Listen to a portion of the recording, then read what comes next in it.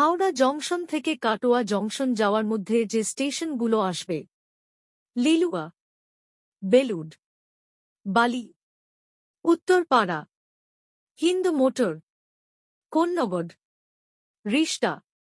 Serampore, Sheoraphuli, Baidyabati, Bhadreswar, Mankundu, Chandannagar, Chuchura, Hooghly, Bandel, Bansberia, Triveni, Kuntighat, Dumurdaha, Khamargachhi, Jirat,